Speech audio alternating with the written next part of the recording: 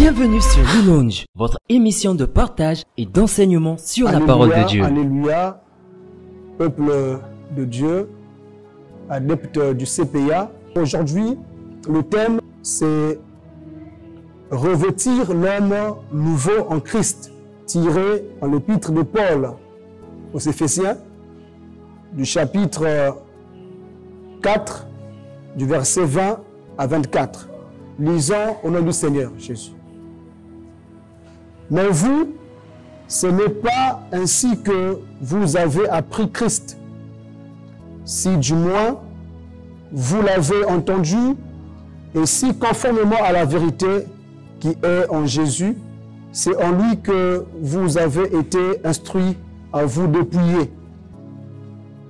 Et égard à votre vie passée, du vieux homme qui se corrompt par les convoitises trompeuses, à être renouvelé dans l'esprit de votre intelligence et à revêtir l'homme nouveau, créé selon Dieu dans une justice et une sainteté que produit la vérité.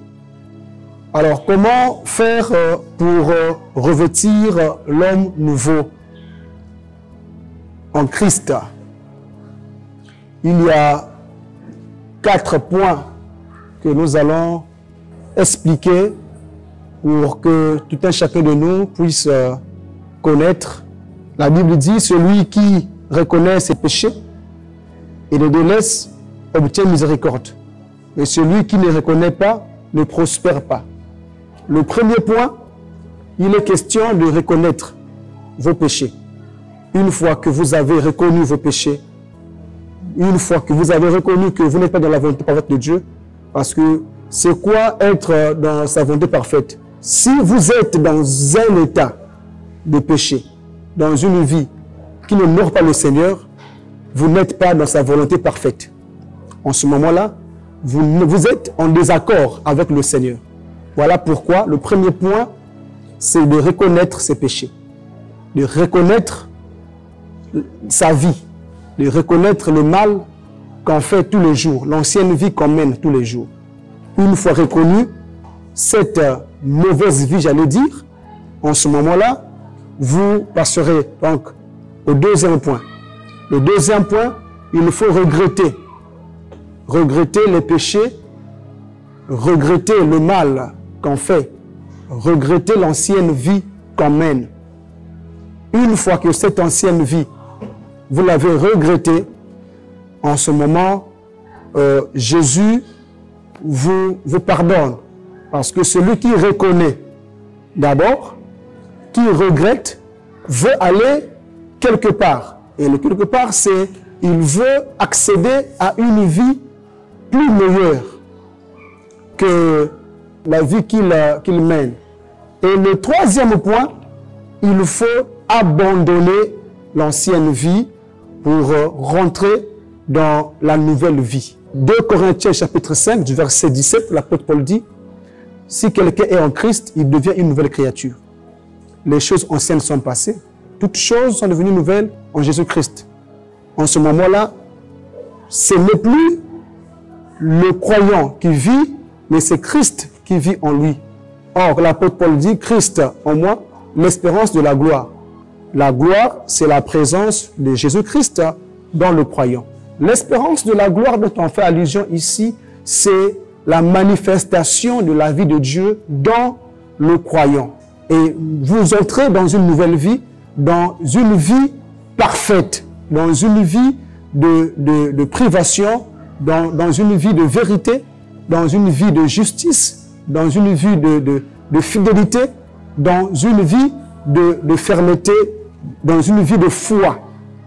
Le quatrième point, vous devez croire que l'homme nouveau que vous avez revêtu n'est que la présence de Christ en vous. Voilà pourquoi Paul dit, c'est l'homme nouveau, la présence de Dieu, la vie de Dieu qui deviendra votre vie lorsque vous parlerez, lorsque vous poserez des actes, lorsque vous travaillerez, lorsque vous ferez quelque chose pour le Seigneur, les gens verront la manifestation de Christ. Les gens verront la présence de Dieu. Les gens verront les œuvres de Dieu. Les gens verront la vie qui était en Christ se manifester en vous. Vous n'avez pas comme avant, mais vous aurez une nouvelle manière de réagir, de faire, d'agir, de comprendre.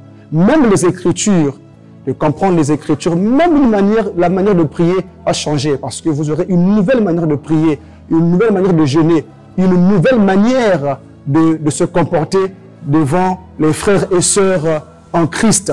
Voilà la manifestation de l'homme nouveau. Une fois qu'on a reconnu ses péchés, on a regretté l'ancienne vie qu'on a eu à mener, on a abandonné l'ancienne vie, on s'est dépouillé du vieil homme, on s'est revêtu de l'homme nouveau, qui n'est que la présence de Dieu. L'homme nouveau en vous n'est que la présence de Dieu en vous. C'est ce qu'on appelle par se revêtir de l'homme nouveau.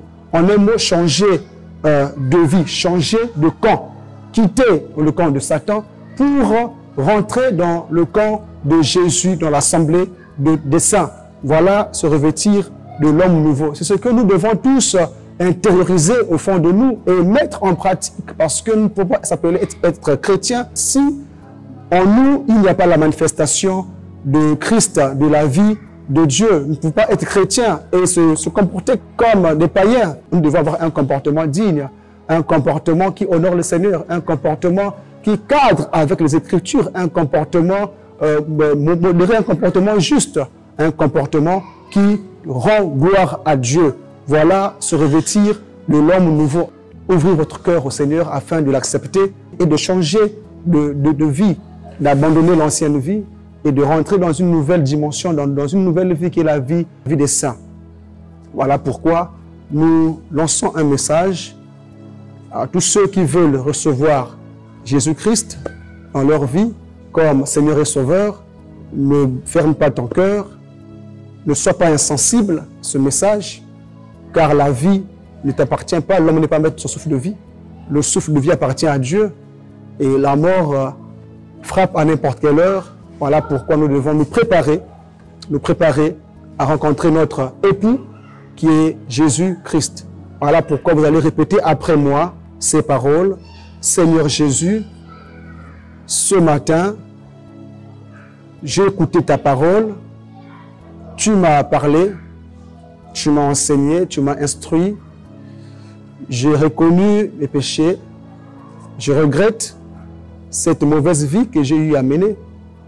Et ce matin, j'abandonne. Je tourne le dos vers le diable. Je rentre dans la nouvelle vie de Dieu. Pardonne-moi de mes péchés. Lave-moi. Sanctifie-moi. Reçois-moi. Inscris mon nom dans le livre de vie afin que je sois parmi ceux qui te loueront, te glorifieront au dernier jour. Merci de m'avoir pardonné. Merci de m'avoir reçu. Après avoir écouté ce message, je vais prier pour toi qui as suivi ce message, peu importe le lieu, peu importe le pays. Père de gloire, de victoire, bénis ce message.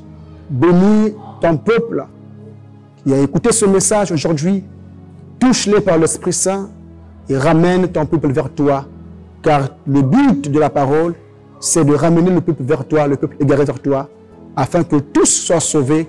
Bénis ta parole, bénis ton peuple, qu'il soit richement béni, au nom du Père, du Fils et du Saint-Esprit.